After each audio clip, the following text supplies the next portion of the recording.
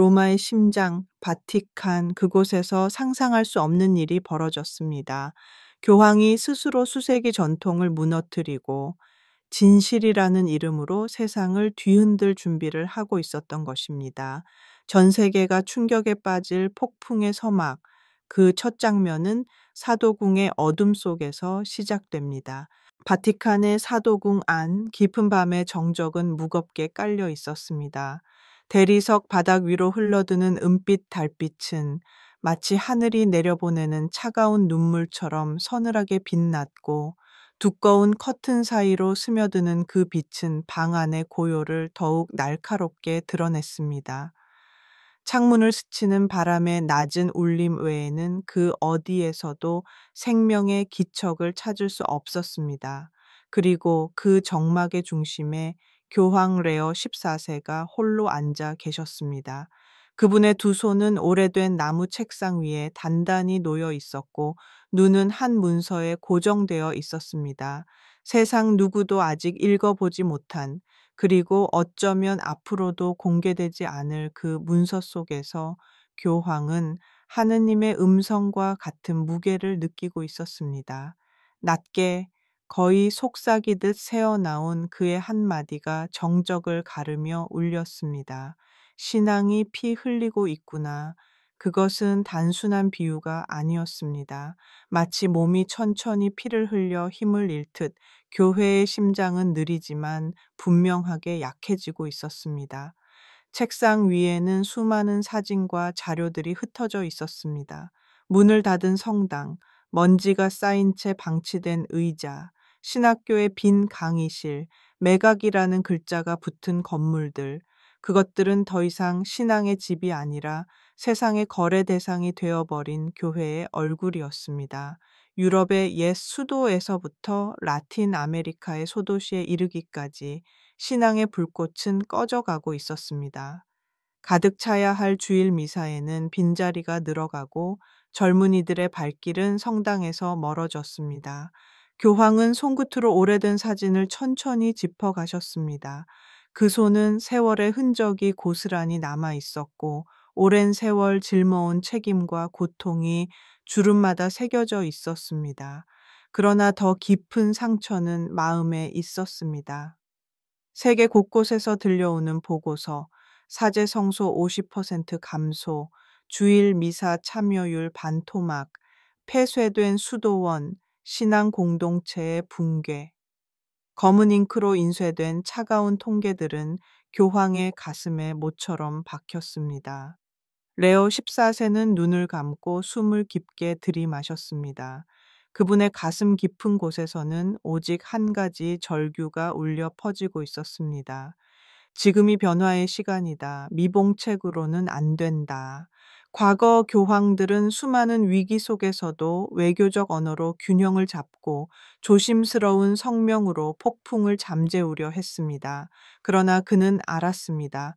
더 이상은 불가능하다는 것을. 교회는 이미 조용히 무너져 가고 있었고, 단순한 격려나 선언으로는 결코 되돌릴 수 없다는 것을. 그 순간 교황의 시선은 창문 너머 어둠을 뚫고 들어오는 달빛에 머물렀습니다. 달빛은 차갑지만 동시에 그 어둠 속에서 유일한 빛이었습니다. 마치 하느님께서 그분께 보내신 사인처럼 느껴졌습니다. 지금은 과거의 길을 답습할 때가 아니라 새로운 길을 내야 할 시간이라는 부르심이었습니다. 그의 마음에는 수많은 얼굴들이 스쳐 지나갔습니다. 페루의 가난한 마을에서 만났던 농부들, 마약과 절망 속에서도 성모상 앞에 눈물 흘리던 어머니들, 그리고 신앙보다 미신을 더 두려워하던 이들의 모습. 그들은 그리스도를 찾기보다 마리아에게만 매달렸고, 복음보다 기적의 약속을 좇으며 살고 있었습니다. 교황은 그때 깨달았습니다. 하느님의 어머니로서 존경받아야 할 마리아가 어느 순간 그리스도를 가리는 가면이 되어 버렸다는 것을. 사도궁의 새벽은 더 깊어지고 있었습니다. 시계는 새벽 3시 17분을 가리켰고, 복도의 등불은 희미하게 타오르고 있었습니다. 레오 14세는 책상에서 천천히 일어나 걸음을 옮겼습니다. 그의 발걸음은 고요했지만 그 발걸음이 향하는 길은 교회의 수천만 명의 운명을 바꾸게 될 길이었습니다. 하얀 수단은 불빛 속에서 흐릿하게 빛났고 그림자와 대비를 이루며 마치 한 사람의 여정이 세상의 어둠과 맞서는 상징처럼 보였습니다. 그는 알고 있었습니다. 오늘이 끝나면 교회는 어제와 같을 수 없다는 것을, 더 이상 회피할 수 없고 더 이상 미룰 수 없는 진실을 세상 앞에 드러내야 한다는 것을. 그러나 그 길이 평화의 길이 아님도 분명히 알았습니다. 그 길은 고통과 저항, 분열과 심지어는 피를 부르는 길이 될 수 있다는 것을. 하지만 그럼에도 불구하고 그는 멈추지 않았습니다. 하느님께서 그를 이 자리에 세우셨고 이 밤 그분의 침묵 속에서 분명히 들려오는 부르심이 있었기 때문입니다. 레오 14세의 눈빛은 흔들림이 없었습니다. 이제 돌아갈 길은 사라졌습니다. 내일 그는 세상을 향해 말할 것입니다. 아니, 하느님의 이름으로 외칠 것입니다. 그 어떤 타협도, 그 어떤 외교적 완충도 없이 그는 마음속으로 짧은 기도를 올렸습니다. 주님, 제가 해야 할 일을 하게 하소서. 비록 모든 사람이 떠난다 할지라도 저는 당신 앞에 설 수 있도록. 그 순간 교황은 결심했습니다. 내일은 교회의 역사가 바뀌는 날이 될 것입니다. 그날은 교회가 침묵의 쇠사슬을 끊고 진실 앞에 서는 날이 될 것입니다. 그리고 그는 차가운 대리석 바닥 위에 비친 달빛을 밟으며 천천히 걸어 나갔습니다. 그리고 바로 그 결단은 곧 이어질, 결코 되돌릴 수 없는 선언으로 이어지게 됩니다. 결코. 새벽이 서서히 다가오고 있었습니다. 그러나 교황의 방 안에는 빛이 아닌 그림자가 더 짙게 내려앉았습니다. 레오 14세는 긴 의자에 앉아 여전히 눈앞의 문서와 자료를 바라보고 계셨습니다. 지난 몇 시간 동안 그는 수없이 기도하며 수없이 고민했습니다. 하지만 어떤 기도도 어떤 생각도 결국 같은 결론으로 돌아왔습니다. 이제는 더 이상 회피할 수 없다는 것. 교회의 상처는 단순한 통계 속 숫자가 아니라 하느님의 백성이 흘린 눈물이었습니다. 한때 가득 찼던 성당이 이제는 텅 비어 있고 주일마다 종소리가 울려 퍼져도 그 안에 모이는 이는 줄어들고 있었습니다. 사제 성소는 반토막으로 줄어 신학교의 강의실에는 빈자리가 가득했습니다.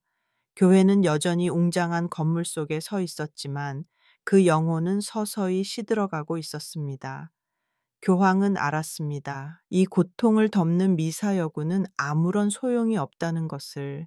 그는 깊이 숨을 내쉬며 책상 위에 놓인 하얀 종이 한 장을 집어들었습니다. 바로 교황의 서명을 기다리는 초안, 교회 역사를 송두리째 흔들 결단의 문서였습니다. 그것은 오랫동안 준비된 문서도 많은 이들과 협의된 문서도 아니었습니다. 오히려 지금 이 순간 그의 마음속에서 타오르는 불길에 의해 태어난 선언이었습니다. 더 이상 미룰 수 없다. 교황은 낮게 중얼거렸습니다. 마치 스스로에게 마지막 확증을 주듯이 그는 알고 있었습니다. 이 선언이 교회를 둘로 나눌 수도 있다는 것을, 오랜 세월 이어져 온 전통에 균열을 낼 수도 있다는 것을. 하지만 동시에 그는 알았습니다. 침묵 속에서 교회가 서서히 죽어가는 것을 그대로 지켜보는 것이야말로 가장 큰 배신이라는 것을. 레오 14세는 과거의 기억을 떠올렸습니다. 그는 한때 라틴 아메리카의 가난한 마을에서 사람들과 함께 살았습니다. 성당보다는 흙바닥 위에서, 회중석보다는 거리 한복판에서 더 많은 시간을 보냈습니다.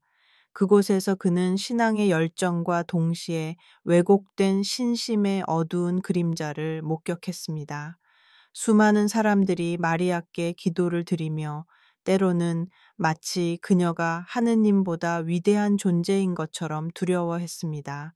복음의 빛은 희미해지고 기적과 부적을 파는 상인들의 목소리가 더 크게 울려 퍼졌습니다. 교황은 그 기억을 떠올리며 가슴이 무겁게 내려앉는 것을 느꼈습니다.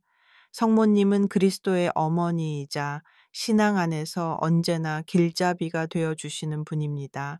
그러나 그분을 그리스도와 동등하게 놓거나 심지어는 더 큰 신적 존재로 숭배하는 일은 신앙의 본질을 왜곡하는 것이었습니다. 레오 14세는 결심했습니다. 교회의 신앙이 더 이상 미신과 혼동되지 않도록 하느님 앞에서 진리만을 드러내야 한다는 것을. 그는 천천히 펜을 들었습니다. 손끝이 떨렸지만 눈빛은 흔들리지 않았습니다. 이 서명은 단순한 행정적 결정이 아니라 역사와 신앙을 가르는 경계선이 될 것입니다. 외교적 언어로 포장되지 않은 오직 진리를 향한 칼 같은 선언이 될 것이었습니다. 나는 타협하지 않겠다. 나는 침묵하지 않겠다. 속으로 그렇게 기도하며 그는 첫 글자를 또박또박 써내려 갔습니다.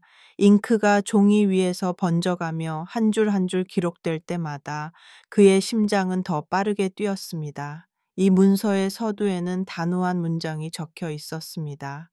사도적 권위와 복음의 진리에 의거하여 나는 그리스도의 유일한 중재를 가리는 모든 마리아 신심 행위를 폐지한다. 이 문장은 곧 세상을 뒤흔들 폭탄이 될 것이었습니다. 수많은 성모 성지, 수많은 성지 순례, 수많은 묵주의 기도가 단번에 새로운 빛 아래서 재해석되어야 했습니다. 교황은 알고 있었습니다. 수많은 이들이 분노할 것을, 심지어 일부는 이 결정을 배교라 부를 것을. 하지만 그럼에도 그는 멈추지 않았습니다. 진리를 가리우는 거짓 평화는 결국 교회를 무너뜨릴 뿐이라는 것을 확신했기 때문입니다. 그는 잠시 눈을 감았습니다. 마음속 깊은 곳에서 울리는 목소리에 귀 기울였습니다. 그것은 그의 목소리가 아니라 복음 자체의 메아리였습니다. 너희는 진리를 알게 될 것이며 진리가 너희를 자유롭게 할 것이다. 요한 8:3. 교황은 그 말씀을 떠올리며 속으로 고백했습니다. 주님, 저는 당신의 자유를 선택합니다. 설령 그것이 고난의 길일지라도. 새벽의 공기는 차가웠습니다. 그러나 교황의 마음은 뜨겁게 불타고 있었습니다. 그는 이미 되돌릴 수 없는 길 위에 서 있었습니다. 외교적 수사와 위로의 말로 시간을 벌던 지난 교황들의 방식은 끝났습니다. 이제는 단호한 칼로 상처를 도려내야 할 순간이었습니다. 문서의 마지막 줄까지 서명을 마친 교황은 펜을 내려놓았습니다. 방 안은 적막했지만 그 적막 속에서 그는 하느님의 숨결을 느꼈습니다. 바깥 세계는 여전히 잠들어 있었고 아무도 이 역사적인 순간을 알지 못했습니다. 그러나 곧 세상은 깨어나 충격을 맞이하게 될 것입니다. 교황은 자리에서 일어나 창문 쪽으로 다가갔습니다. 성 베드로 대성당의 돔이 어둠 속에서 어렴풋이 보였습니다.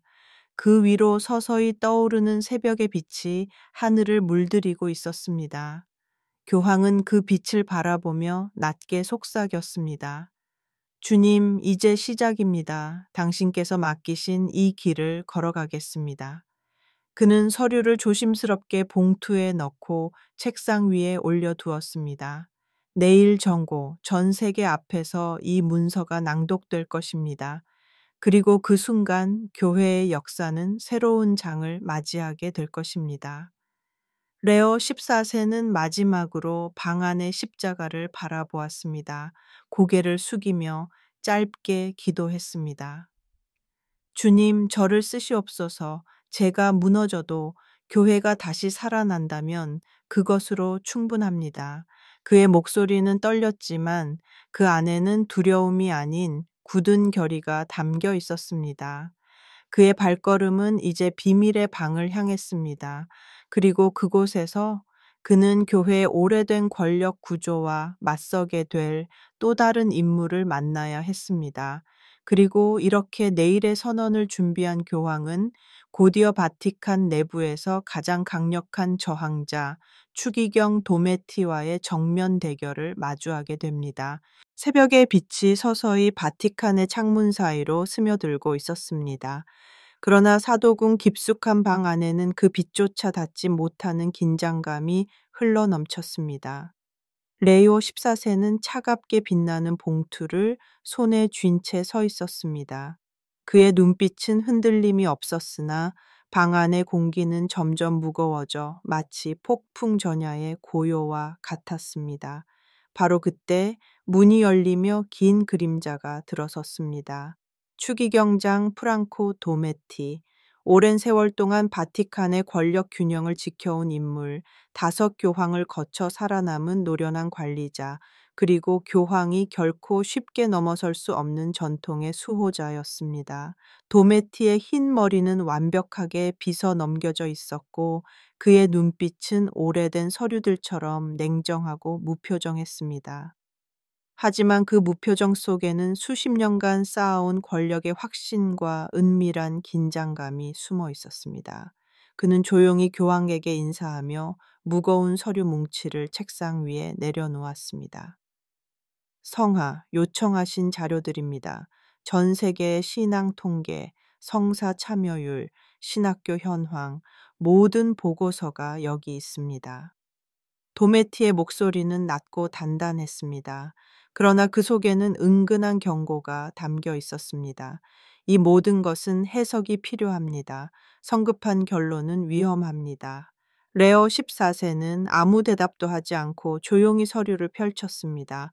거기에는 숫자들이 있었습니다. 숫자는 언제나 차갑지만 이번에는 유난히 잔인했습니다. 주일 미사 참석자 수는 절반으로 줄어 있었고 유럽과 미국에서 폐쇄된 성당들의 목록은 끝이 없었습니다.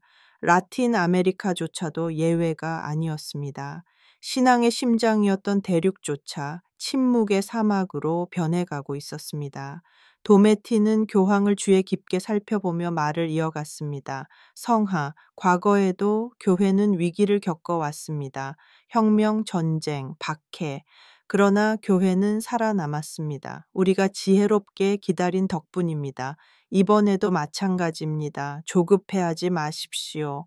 위원회를 구성해 연구하면 상황은 곧 안정될 것입니다. 그 순간 교황은 천천히 고개를 들었습니다. 그의 눈빛은 불타는 숯불처럼 깊고 뜨거웠습니다. 위원회는 필요 없습니다. 더 이상 연구도 필요 없습니다. 교회는 피 흘리고 있습니다. 나는 더 이상 미봉책으로 상처를 덮을 수 없습니다. 도메티의 얼굴에 일순간 경직이 스쳤습니다. 수십 년간 바티칸에서 권력을 다뤄온 그조차도 교황의 단호한 목소리 앞에서는 잠시 흔들렸습니다. 그러나 그는 곧 다시 미소를 가장하며 차분히 말을 이었습니다. 성하 신자들은 안정과 위로를 원합니다. 우리가 해야 할 일은 그들의 마음을 진정시키는 것입니다. 여기 제가 준비한 초안이 있습니다. 전통을 강조하고 신앙을 재확인하는 평범한 선언문입니다. 이것이 더 현명한 길일 것입니다. 교황은 그의 말을 끊었습니다. 손에 쥔 봉투를 탁자 위에 단단히 내려놓으며 말했습니다. 여기에 내가 내일 발표할 선언이 있다. 네가 준비한 초안은 필요 없다. 방 안의 공기가 순간 얼어붙었습니다. 도메티의 손이 떨렸습니다. 성하, 설마 비밀리에 준비하신 겁니까? 국무원에도 외교부에도 아무도 상의하지 않으셨단 말입니까? 그의 목소리에는 억누를 수 없는 불안이 묻어났습니다. 그렇다. 교황의 대답은 짧고 칼날처럼 날카로웠습니다. 나는 이 문제에 있어 그 누구의 승인을 받지 않는다. 오직 복음만이 나의 근거다. 도메티의 눈이 커졌습니다. 그는 급히 서류를 잡아당기듯 펼쳤습니다. 곧장 얼굴이 창백해졌습니다. 선언문에는 수세기 동안 이어져 온 마리아 신심을 그리스도의 유일한 중재를 가리는 잘못된 관습으로 규정하며 전면적으로 금지한다는 내용이 적혀 있었습니다. 또한 일부 주교단의 체계적 은폐와 남용까지 구체적으로 언급되어 있었습니다. 그는 떨리는 손으로 문서를 내려놓으며 속삭였습니다. 이건 불가능합니다. 성하, 이건 재앙입니다. 전 세계가 들고 일어날 것입니다. 신자들은 이를 받아들이지 않을 것입니다. 교회가 둘로 쪼개질 수도 있습니다. 제발 다시 생각해 주십시오. 교황은 눈을 마주치며 천천히 그러나 분명하게 말했습니다. 나는 교회를 지키기 위해 이 길을 택한 것이 아니다. 진리를 위해 택한 것이다. 교회가 무너진다 해도 진리는 살아남는다. 그 순간 도메티의 얼굴은 붉게 달아올랐습니다. 오랫동안 바티칸에 보이지 않는 권력을 쥐고 있던 그에게 교황의 말은 마치 권력의 뿌리를 흔드는 천둥 같았습니다. 그는 마지막으로 설득하려 했습니다. 성하 신자들에게 마리아는 단순한 전통이 아닙니다. 그들의 어머니이고 위로이자 정체성입니다. 이것을 건드리면 폭발이 일어납니다. 사람들은 성화를 따르지 않고 오히려 거부할 것입니다. 교황의 목소리는 더욱 낮아졌지만 그 안에는 흔들림 없는 힘이 있었습니다. 나는 그 폭발을 두려워하지 않는다. 오히려 그것이 교회에 숨겨진 부패를 드러내고 정화의 불이 될 것이다. 두 사람은 잠시 침묵 속에서 마주 보았습니다. 방 안에 시계 초침 소리마저 크게 울릴 만큼 정적은 무겁게 흘렀습니다. 그리고 마침내 도메티는 의자에 깊이 몸을 기댔습니다. 그는 알고 있었습니다. 이 교황은 더 이상 설득할 수 없다는 것을. 그의 눈빛은 분노와 공포 그리고 패배감으로 흔들렸습니다. 그러나 동시에 그 깊은 어딘가에는 새로운 결심이 자리 잡고 있었습니다. 이대로 두면 교황이 교회를 파괴할 것이다. 무슨 수를 써서라도 막아야 한다. 교황은 봉투를 다시 집어들었습니다. 내일 이 문서가 세상 앞에 낭독될 것이다. 그리고 교회는 새로운 아침을 맞을 것이다. 그의 말은 선언이자 예언처럼 방 안에 울려 퍼졌습니다. 도메티는 대답하지 않았습니다. 다만 굳게 담은 입술과 차갑게 굳은 표정이 그가 마음속에 어떤 결심을 다지고 있는지를 분명히 말해주고 있었습니다. 이렇게 바티칸 내부의 맞대결은 단순한 의견 차이가 아니라 진리를 둘러싼 전면전으로 번져가고 있었습니다. 그러나 그 긴장과 갈등은 곧 비밀의 방을 넘어 세상으로 흘러나갔습니다. 선언문이 정식 발표되기도 전에 바티칸을 휘젓는 충격적인 정보 유출이 일어나며 전 세계의 반발이 폭발하게 됩니다. 바티칸의 새벽은 언제나 고요했습니다.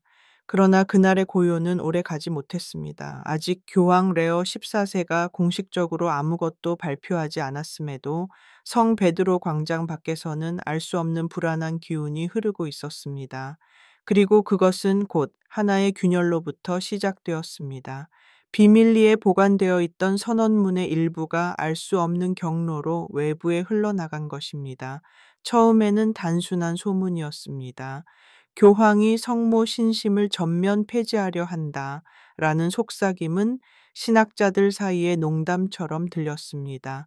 그러나 몇 분이 지나지 않아 이 소문은 빠르게 디지털 세상을 뒤흔드는 불길로 번져갔습니다. 소셜 미디어에는 곧바로 해시태그가 등장했습니다. 하네캄을 파파 컨트라 마리아, 팩셜 페이크 뉴스, 파터 헤르지아. 어떤 이들은 믿을 수 없는 거짓이라고 비웃었고 또 다른 이들은 충격에 빠져 떨리는 손으로 글을 올렸습니다. 만약 이것이 사실이라면 교회는 끝이다. 몇 시간 후 상황은 더욱 심각해졌습니다. 누군가가 문서의 일부 사진을 캡처하여 유출한 것입니다.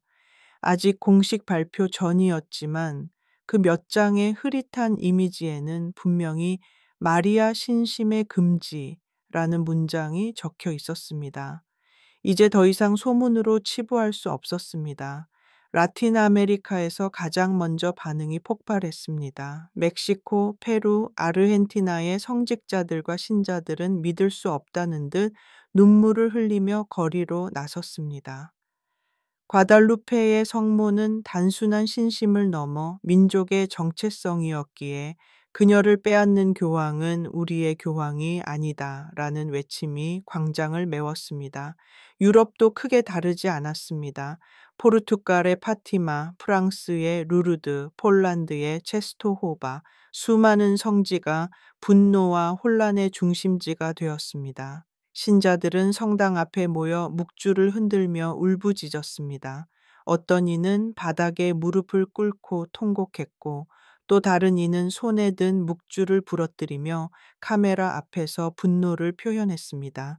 필리핀에서는 사제가 미사 도중 강론을 멈추고 눈물을 흘리며 신자들에게 속삭였습니다. 소문이 사실이라면 우리는 가장 큰 시련을 맞이하게 될 것입니다. 그러나 믿음을 잃지 맙시다.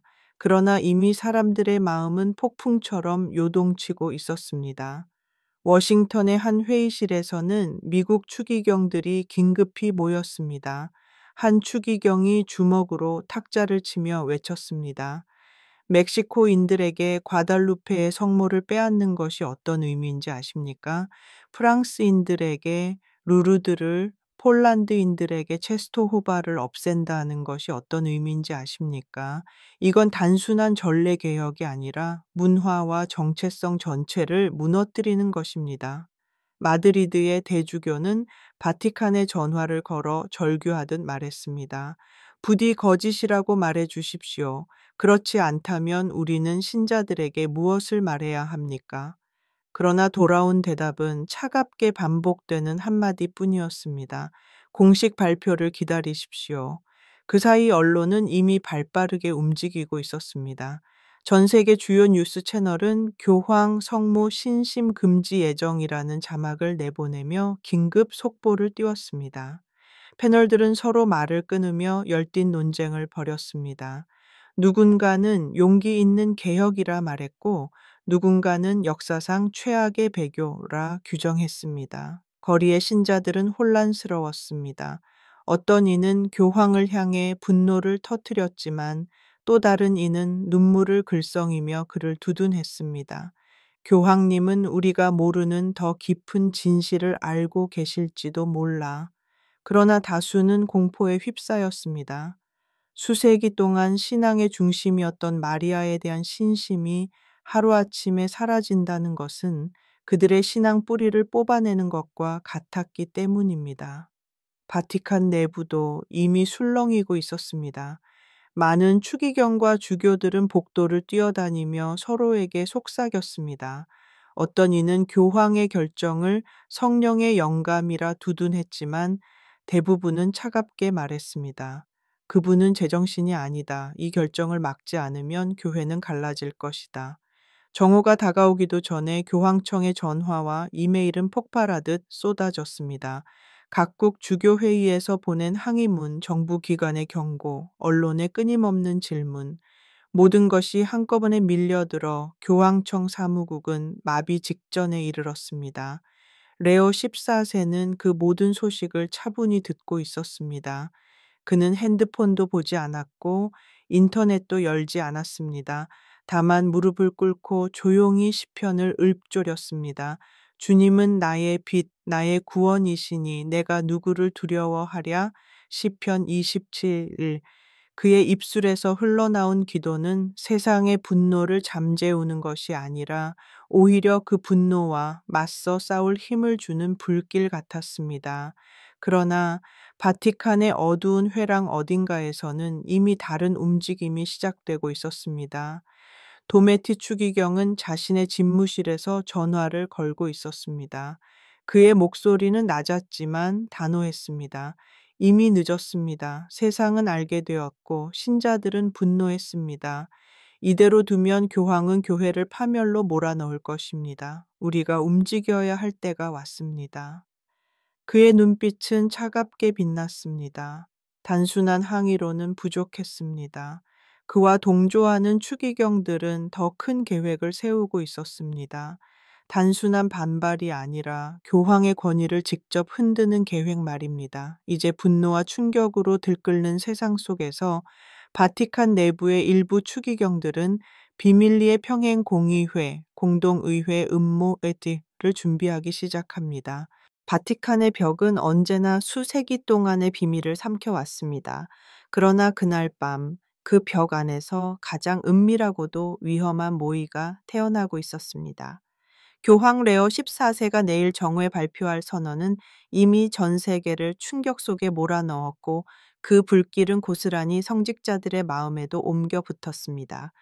단순한 불안이 아니라 체제 자체를 흔드는 두려움이었습니다.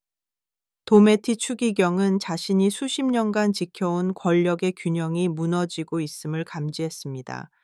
그는 수많은 교황들을 모셨고 때로는 그들보다 더 깊숙이 교회의 숨은 기류를 알고 있었습니다. 하지만 이번에는 달랐습니다. 레오 14세는 누구의 조언도 외교적 장치도 듣지 않았습니다. 오직 복음이라는 단 하나의 깃발만 들고 수세기를 이어온 신심과 전통의 칼을 겨누고 있었습니다. 그날 밤 도메티의 집무실에는 몇몇 추기경들이 모여 있었습니다.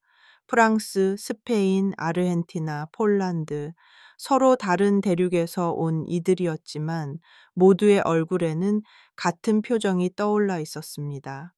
분노와 공포, 그리고 깊은 절망, 책상 위에 놓인 촛불이 흔들리며 그들의 얼굴을 비추었고 그 그림자는 벽에 드리워져 마치 중세의 비밀회의를 보는 듯 했습니다. 우리는 더 이상 기다릴 수 없습니다. 도메티가 입을 열었습니다. 그의 목소리는 낮았지만 방 안의 모든 공기를 움켜쥐듯 강렬했습니다. 교황은 내일 전 세계 앞에서 교회의 심장을 찌를 것입니다. 성모 신심은 단순한 경건의 문제가 아닙니다. 그것은 수세기 동안 신자들의 영혼을 지탱해온 뿌리입니다.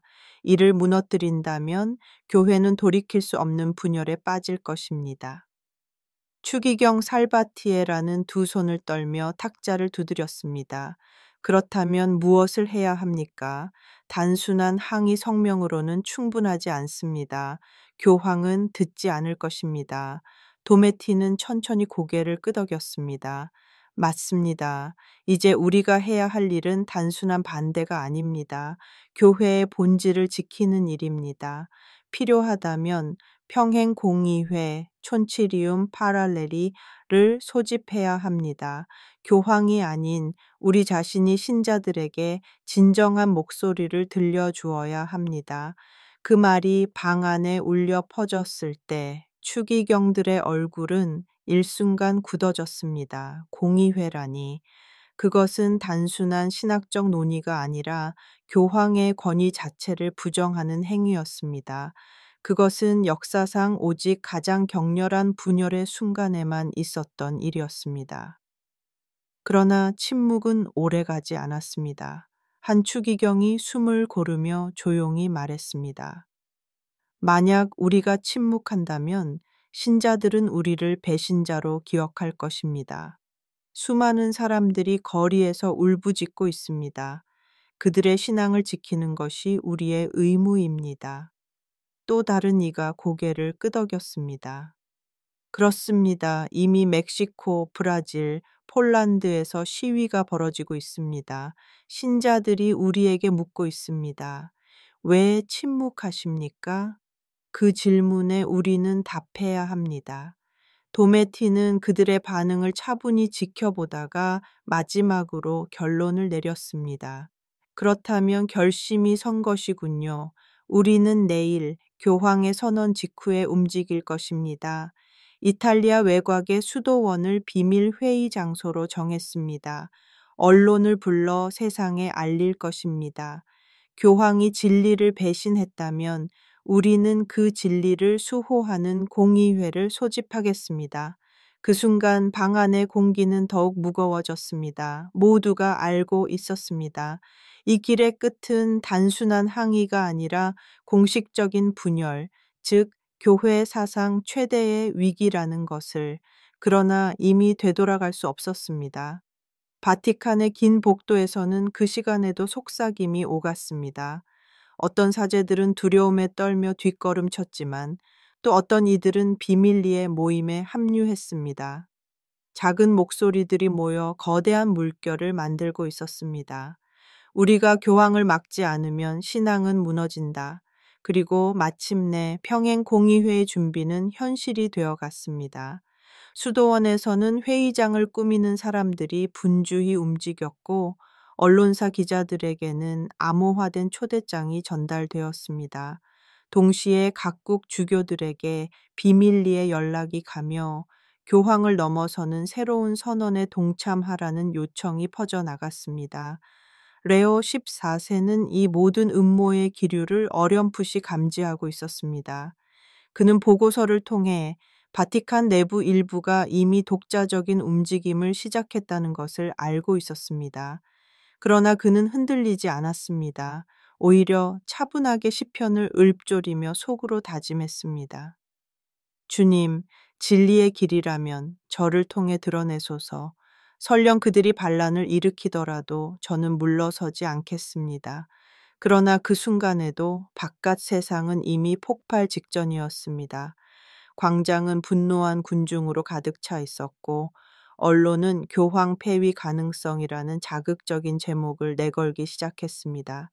교황의 발표는 아직 시작되지 않았지만 세상은 이미 새로운 국면으로 달려가고 있었습니다. 그리고 바로 그때 레어 14세는 세상 누구도 예상치 못했던 충격적인 비밀을 드러내며 공의회의 음모 자체를 뒤흔들 준비를 하고 있었습니다. 전고는 가까워지고 있었습니다. 성 베드로 광장은 이미 수만 명의 군중으로 가득 찼습니다. 어떤 이들은 묵주를 손에 쥐고 뜨겁게 기도했고 또 다른 이들은 분노의 구호를 외쳤습니다. 서로 다른 목소리와 표정이 하나의 거대한 파도처럼 몰아치고 있었지만 그 중심에는 단 하나의 물음만이 있었습니다. 교황은 무엇을 말할 것인가? 바티칸 내부는 혼돈 그 자체였습니다.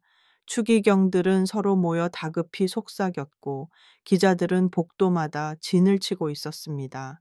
세계 각국의 언론은 생중계 준비를 마쳤습니다. 모든 카메라가 바티칸을 향했고 전 세계 수억 명이 숨을 죽이고 있었습니다. 그리고 드디어 레오 14세가 모습을 드러냈습니다. 그의 걸음은 느리지만 단호했습니다. 흰 수단은 광장의 햇빛을 받아 더욱 빛났고 그의 얼굴은 피곤했지만 눈빛은 불타오르고 있었습니다. 그가 마이크 앞에 서자 광장은 숨조차 멈춘 듯 조용해졌습니다. 그는 미리 준비한 원고를 천천히 펼쳤습니다. 첫 문장은 마치 번개처럼 청중의 마음을 갈랐습니다. 사도적 권위와 복음의 진리에 따라 나는 교회의 본질을 가리는 모든 마리아 신심 행위를 폐지한다. 광장은 즉시 요동쳤습니다. 어떤 이들은 비명을 지르며 통곡했고 어떤 이들은 분노에 찬 목소리로 구호를 외쳤습니다. 성직자들마저도 서로 얼굴을 마주보며 충격을 감추지 못했습니다. 그러나 레오 14세는 그 혼란을 잠시 기다렸다가 다시 목소리를 높였습니다. 하지만 이것은 단순한 금지가 아닙니다. 오늘 나는 세상이 결코 듣고 싶어 하지 않았던 진실을 드러내려 합니다. 그는 곧 손에 쥐고 있던 봉투를 들어 보였습니다. 그것은 단순한 종이 뭉치가 아니었습니다. 수십 년간 바티칸 깊숙이 숨겨져 온 그러나 신자들의 눈물과 고통 위에 세워진 비밀의 증거였습니다. 여기에는 수많은 문서와 자료가 들어 있습니다. 특정한 추기경들과 교회의 고위 인사들이 성모 신심으로 모아진 헌금을 사적인 계좌로 빼돌리고 부패한 금융거래에 사용한 기록들입니다. 순간 광장은 전율했습니다. 사람들은 서로의 얼굴을 보며 충격에 휩싸였습니다. 몇몇 기자들은 믿을 수 없다는 듯 자리에서 벌떡 일어나 카메라를 들이밀었습니다. 레오 14세는 숨을 고르지 않고 이어갔습니다. 뿐만이 아닙니다. 그들은 성모의 이름으로 헌금을 모으고 그 돈으로 아이들의 울음을 가렸습니다. 성직자들의 범죄를 덮기 위해 성모의 가호라는 이름을 팔아넘겼습니다. 이 말이 끝나자 광장은 폭발했습니다. 분노와 절규, 눈물과 탄식이 뒤섞여 거대한 폭풍이 되어 울려 퍼졌습니다. 이럴 수가. 주여 자비를. 신자들은 머리를 감싸쥐고 무릎을 꿇었습니다. 그러나 교황의 목소리는 흔들림이 없었습니다. 나는 마리아를 사랑합니다. 나는 그분을 존경합니다. 그러나 성모님은 결코 하느님이 아니십니다. 그분을 우상으로 만든 것은 사람들입니다. 그리고 그 우상을 이용해 자기의 권력과 부를 지킨 자들이 바로 이 문서에 기록된 이들입니다. 그는 봉투를 탁자 위에 내려놓으며 선언했습니다. 이 모든 자료는 10분 후 바티칸 공식 웹사이트에 전 세계에 공개될 것입니다. 숨을 곳은 없습니다. 빛은 반드시 어둠을 몰아낼 것입니다. 그 순간 회의장 구석에서 지켜보던 몇몇 추기경들의 얼굴이 창백해졌습니다. 도메티 추기경의 손이 떨렸고 그의 눈동자는 흔들렸습니다. 그가 평생 지켜온 벽이 무너지고 있음을 스스로도 알았습니다. 언론 카메라는 그의 땀에 젖은 이마를 포착했고 전 세계는 그의 표정 속에서 두려움과 패배를 읽어냈습니다. 기자들의 질문이 쏟아졌습니다. 성하, 이름을 구체적으로 공개하실 겁니까? 교황은 단호하게 대답했습니다. 그렇습니다. 이름도 날짜도 계좌도 모두 공개될 것입니다. 교회는 더 이상 어둠 속에서 숨지 않을 것입니다. 광장은 혼돈의 도가니로 변했습니다. 일부 신자들은 울부짖으며 교황의 이름을 불렀고 또 다른 이들은 배신자를 외치며 분노를 폭발시켰습니다. 그러나 그 혼란 속에서도 진실의 칼날은 이미 뽑혀 있었습니다. 바티칸 웹사이트에는 곧이어 충격적인 문서들이 공개되었습니다.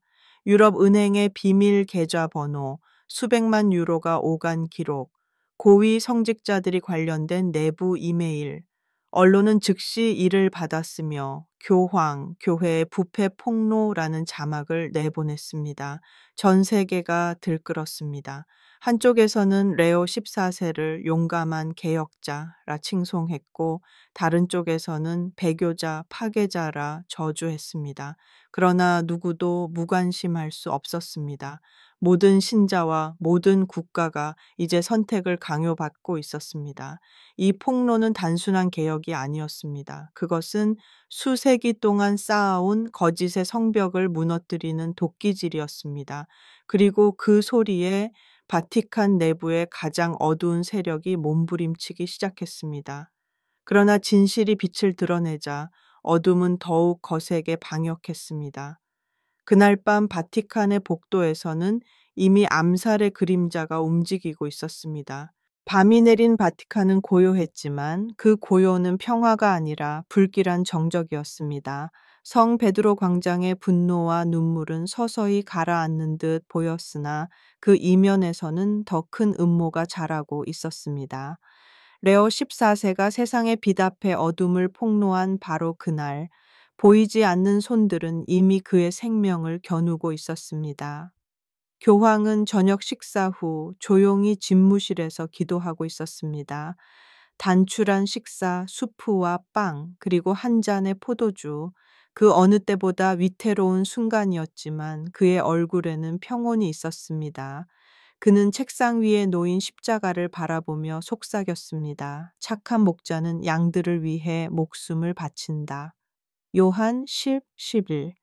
그러나 바로 그 시각 사도궁의 북쪽 날개에서는 다른 움직임이 일어나고 있었습니다. 스위스 근위병의 제복을 입은 3명의 남자가 어둠 속을 지나가고 있었습니다. 그들의 발걸음은 익숙하고 자신감에 차 있었지만 눈빛은 냉혹했습니다. 그들은 교황을 지키는 경호원이 아니었습니다. 돈과 권력에 매수된 차갑게 훈련된 암살자들이었습니다. 그들의 지도자 로슈포르라는 이름의 사내는 무정의를 들어 짧게 속삭였습니다. 목표 확인, 침입 개시. 그의 목소리는 낮았지만 이미 돌이킬 수 없는 명령이었습니다. 바티칸의 복도는 두꺼운 카펫으로 덮여 있어 발자국 소리를 삼켰습니다. 오래된 회랑의 어둠은 그들에게 은폐가 되었고 고풍스러운 벽화와 조각상은 침묵의 증인일 뿐이었습니다. 그들은 교황의 방으로 향하는 길을 알고 있었습니다. 내부의 배신자가 제공한 정확한 지도와 암호 덕분이었습니다. 같은 시각 교황의 곁에는 두 명의 충실한 동반자가 있었습니다. 비서관 리날디 신부와 젊은 평신도 신학자 루치아. 그들은 이미 교황을 향한 위협이 있다는 소식을 접했지만 그 구체적 시각이 오늘 밤일 줄은 몰랐습니다. 리날디는 갑작스레 들어온 보고를 들고 숨가쁘게 뛰어들었습니다. 성하 북쪽 날개의 전력이 끊겼습니다. 카메라도 꺼졌습니다. 무언가 이상합니다. 교황은 놀라지 않았습니다. 오히려 차분히 자리에서 일어나 흰 망토를 걸치며 말했습니다. 그들이 온 것이겠지. 하지만 두려워할 필요는 없다. 우리에겐 다른 길이 있다. 그는 책장의 비밀 장치를 열었습니다. 오래된 성경 뒤에 숨겨진 통로가 열리며 아래로 내려가는 계단이 드러났습니다. 바로 바티칸의 심장부로 이어지는 고대의 통로였습니다. 수세기 전 교황들이 전쟁과 박해 속에서 피난하던 그 길, 오늘 다시금 그 길이 열리고 있었습니다. 한편 암살자들은 이미 교황의 침실 문 앞에 도착했습니다. 정교한 도구로 자물쇠를 따자 문은 조용히 열렸습니다. 그러나 방 안은 비어 있었습니다. 책상 위에는 단순히 펼쳐진 성경과 여전히 따뜻한 촛불이 놓여 있을 뿐이었습니다. 로슈포르는 이를 보고 이를 악물었습니다. 늦었다. 그가 사라졌다.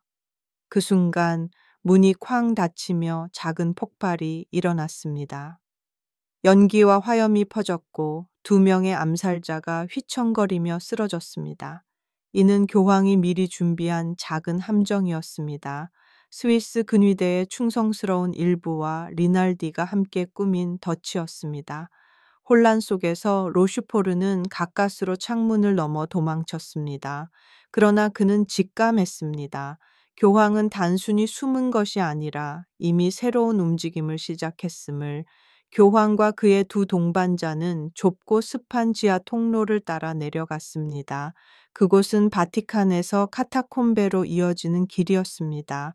오래된 벽에는 순교자들의 이름이 새겨져 있었고 촛불 대신 희미한 등불이 그들의 발걸음을 비추었습니다. 루치아는 떨리는 목소리로 속삭였습니다. 성하, 이건 마치 초대교회 시절로 돌아간 것 같습니다. 교황은 고개를 끄덕이며 대답했습니다. 맞다. 그때 교황들은 황제 군대에게 쫓겨 이곳에서 숨었지. 그러나 그들의 믿음은 꺾이지 않았다. 오늘 우리도 같은 길을 걷는다. 한편 바깥 세상은 이미 난리가 났습니다. 교황 암살 시도라는 뉴스가 전 세계를 강타했습니다. CNN, BBC, 알자지라가 동시에 긴급 속보를 내보냈고 광장에 모인 군중은 절규했습니다. 누군가는 무릎 꿇고 울었고 누군가는 분노에 차서 배신자들을 처벌하라고 외쳤습니다. 하지만 진실은 여전히 어둠 속에 있었습니다. 교황이 살아있는지 어디에 있는지는 아무도 알지 못했습니다. 그 순간 리날디가 작은 장치를 꺼냈습니다. 암호화된 위성 통신기. 교황은 그 앞에 앉아 짧지만 힘있는 메시지를 녹음했습니다. 나는 살아있다. 그리고 더 큰 진실이 남아있다. 곧 세상은 모든 것을 알게 될 것이다. 그 목소리는 곧 전 세계로 퍼져나갔습니다. 신자들의 마음은 다시 요동쳤습니다. 어떤 이들은 하느님께서 교황을 지키셨다며 눈물을 흘렸고 다른 이들은 그는 반역자다. 거짓으로 살아남았다고 비난했습니다. 그러나 확실한 것은 세상은 이제 되돌릴 수 없는 길 위에 서 있다는 것이었습니다. 밤이 깊어갈수록 도메티와 그의 동조자들은 더욱 거칠어졌습니다. 그들은 이미 수도원에서 평행 공의회를 준비하고 있었고 새로운 교황을 세울 음모를 구체화하고 있었습니다. 암살이 실패했다면 다음 단계는 더 노골적인 쿠데타일 것이었습니다. 지하 카타콤베에서 촛불을 마주한 교황은 조용히 손을 모았습니다. 그의 기도는 간절했습니다. 주님, 제가 죽더라도 교회가 진리 위에 서게 하소서. 그러나 아직 때가 아니라면 저를 붙드시어 교회를 새롭게 하소서. 그의 목소리는 낮았지만 벽에 새겨진 순교자들의 이름과 어우러져 마치 메아리처럼 울려 퍼졌습니다. 그러나 바로 그 다음 날 아침, 세계는 더욱 충격적인 현실과 마주하게 됩니다. 왜냐하면 공식적으로 2명의 교황이 선포되며 교회는 마침내 완전한 분열, 침마에 돌입하기 때문이었습니다. 밤은 깊어갔지만 로마는 잠들지 않았습니다. 성 베드로 광장의 불빛은 여전히 꺼지지 않았고 수만 명의 군중은 피곤에 지쳐도 흩어지지 않았습니다. 어떤 이들은 손에 묵주를 움켜쥔 채 눈물을 흘렸고 또 다른 이들은 분노에 찬 목소리로 구호를 외쳤습니다. 모두가 느끼고 있었습니다. 교회의 역사가 지금 눈앞에서 갈라지고 있다는 것을. 지하 카타콤베에 몸을 숨기고 있던 교황 레어 14세는 작은 램프의 불빛 아래에서 차분히 기도하고 있었습니다. 리날디 신부와 루치아는 곁에서 긴장한 눈빛으로 그를 지켜보았습니다. 암살의 위협은 아직 끝나지 않았고 바티칸 내부의 혼란은 오히려 더 심각해지고 있었습니다. 그러나 교황은 고요한 목소리로 말했습니다. 주님께서 원하신다면 교회는 이 고통을 통해 새로워질 것입니다. 그 순간 지상에서는 전혀 다른 장면이 펼쳐지고 있었습니다. 바티칸에서 불과 수십 킬로미터 떨어진 수도원, 오래된 돌벽과 고딕 양식의 창문으로 둘러싸인 그곳은 오랫동안 조용한 기도의 장소였습니다. 그러나 이날은 달랐습니다. 화려한 제의를 입은 추기경들이 삼삼오오 모여들었고 방송 카메라와 기자들이 대기하고 있었습니다. 그리고 마침내 도메티 추기경이 연단에 올라섰습니다. 그의 표정은 냉혹했고 목소리는 강하게 울려 퍼졌습니다. 형제들이여, 우리는 오늘 역사적인 순간 앞에 서 있습니다. 교회의 신앙은 배신당했습니다. 교황 레어 14세는 전통을 무너뜨리고 성모님을 모독하는 선언을 강행했습니다. 그러므로 우리는 양떼를 지키기 위해 새로운 목자를 세워야 합니다. 그 말은 전 세계로 생중계되었습니다. 수많은 신자들이 텔레비전과 휴대폰 화면으로 그 장면을 지켜보았습니다. 그리고 불과 몇 시간 후 그들은 새로운 이름을 들었습니다. 우리는 이제부터 베네딕토 추기경 알바레스를 교황으로 모시고 그의 이름을 비오 14세라 부르겠습니다. 순간 수도원 안에 울려 퍼진 박수와 환호는 오랫동안 이어졌습니다. 그러나 그 환호는 곧 교회의 역사를 찢어버리는 날카로운 칼날이 되었습니다. 왜냐하면 이제 교회에는 2명의 교황이 존재하게 되었기 때문입니다. 로마의 거리에서는 즉시 2진영으로 나뉜 시위가 벌어졌습니다. 한쪽은 러와 함께를 외쳤고 다른 쪽은 비오와 함께를 외쳤습니다. 같은 묵주를 들고 같은 성모상을 가슴에 안은 신자들이 서로를 향해 손가락질하며 고함을 질렀습니다. 성당 앞마당은 기도의 장소가 아니라 격렬한 논쟁과 갈등의 현장이 되었습니다. 라틴 아메리카에서는 수십만 명이 거리로 나섰습니다. 멕시코 시티의 과달루페 대성당 앞은 눈물바다가 되었고 브라질의 리우데 자네이루에서는 성직자들이 우리는 마리아를 버릴 수 없다며 공개적으로 레오 14세에 대한 불복종을 선언했습니다.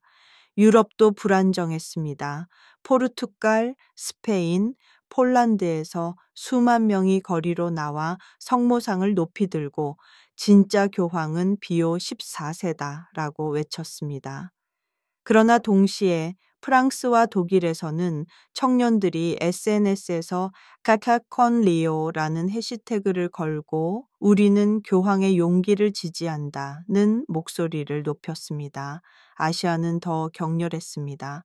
필리핀에서는 수만 명의 신자들이 마닐라 대성당 앞에 모여 밤새 묵주 기도를 드렸습니다. 그러나 그들의 기도 속에는 눈물과 분노가 섞여 있었습니다. 교황이 마리아를 부정한다면 우리는 그 교황을 부정한다 라는 외침이 거리를 메웠습니다. 반대로 한국과 일본의 일부 젊은 신자들은 신앙은 마리아가 아니라 그리스도 안에 있다며 러 14세의 개혁을 옹호했습니다. 정치적 반응도 이어졌습니다. 폴란드와 필리핀 정부는 비오 14세를 공식 교황으로 인정하며 로마에 항의 서한을 보냈습니다. 반면 독일과 프랑스, 미국은 신중한 태도를 보이며 사태를 지켜보았습니다. 이탈리아 정부조차 양쪽의 압력 속에서 갈팡질팡했습니다. 바티칸 내부는 사실상 전쟁터였습니다. 추기경 다는 둘로 쪼개졌고 사무국의 공무원들은 어느 진영에 서야 할지 몰라 방황했습니다. 심지어 스위스 근위대조차 내부적으로 분열되어 일부는 레오 14세를 지지하고 일부는 비오 14세에게 충성을 맹세했습니다. 이 모든 상황 속에서 레오 14세는 지하 카타콤베에서 차분히 앉아 있었습니다. 그의 손에는 여전히 작은 십자가가 쥐어져 있었고 그의 눈은 어둠 속에서도 흔들림이 없었습니다. 그는 리날디와 루치아를 향해 조용히 말했습니다. 그들은 나를 몰아내려 하지만 나는 단 한 가지를 지킬 뿐이다. 바로 진리. 교회가 둘로 갈라져도 복음은 나눠질 수 없다. 루치아는 눈물을 머금은 채 속삭였습니다. 성하, 이제 세상은 교황이 둘이 아니라 여러 갈래로 갈라지고 있습니다. 신자들은 혼란 속에 방황하고 있습니다. 레오 14세는 천천히 고개를 끄덕였습니다. 그래서 내가 다시 나서야 한다. 이제 단순한 선언이 아니라 더 깊은 진실을 세상에 드러내야 할 때다. 그의 목소리는 피곤했지만 결연했습니다. 두 명의 교황이 존재하는 이 상황은 단순한 권력 다툼이 아니라 교회의 영혼을 건 전쟁이었습니다. 그리고 레오 14세는 알고 있었습니다. 아직 드러내지 않은 더 무서운 비밀이 남아 있음을. 그것이야말로 교회를 흔들고 동시에 정화할 불길이 될 것이었습니다. 그리고 이제 두 교황의 대립은 단순한 종교적 분열을 넘어 세상을 뒤흔드는 더 큰 진실의 폭로로 이어지게 됩니다. 두 교황의 이름이 공식적으로 세상에 선포된 그날 이후 인류는 한순간에 거대한 소용돌이 속으로 빨려 들어갔습니다. 교회의 분열은 결코 종교 내부의 문제가 아니었습니다. 그것은 정치와 사회, 그리고 전 세계 신자들의 영혼 깊숙한 곳까지 흔드는 거대한 충격이었습니다. 먼저 정치적 후폭풍은 즉각적으로 드러났습니다. 가톨릭이 국교로 자리 잡은 나라들, 특히 라틴 아메리카와 동유럽의 정부들은 곧장 입장을 내놓았습니다. 멕시코와 폴란드는 비오 14세만이 진정한 교황이라고 선언하며 로마 교황청의 외교 채널을 단절했습니다. 반면 독일과 프랑스는 레오 14세의 개혁이 필요하다는 지식인들의 목소리를 반영하여 신중히 레오 편에 섰습니다. 미국은 오랫동안 침묵을 유지했으나 내부적으로는 이미 가톨릭 공동체가 갈라져 치열한 논쟁을 벌이고 있었습니다. 국제 무대에서도 균열은 뚜렷했습니다. 유엔에서는 두 교황 사태를 긴급 의제로 다루었고 각국 외교관들은 회의장에서 서로를 향해 손가락질하며 언성을 높였습니다. 일부 국가는 새로운 교황을 지지함으로써 영향력을 확대하려 했고 또 다른 국가는 혼란을 기회 삼아 교회의 힘을 약화시키려 했습니다. 바티칸은 더 이상 초연한 도덕적 중재자가 아니라 세계 정치의 한가운데에서 분열의 상징이 되어 버렸습니다. 사회적 혼란은 더욱 직접적이었습니다. 전 세계 주요 도시에서 시위가 벌어졌습니다. 마닐라에서는 수십만 명이 성모상을 들고 거리로 나와 무릎 꿇고 묵주 기도를 바쳤습니다.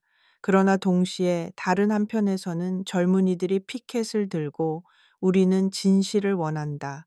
성모를 신격화하지 말라라고 외쳤습니다. 파리, 베를린, 부에노스아이레스에서도 상황은 비슷했습니다. 같은 신앙 고백을 하던 사람들이 이제 서로를 향해 적대적인 구호를 외쳤습니다. 언론과 SNS는 불길에 기름을 부었습니다. 핵발 컨 리오와 셰프함밤 컨 피오 해시태그는 순식간에 전 세계 트렌드를 양분했습니다.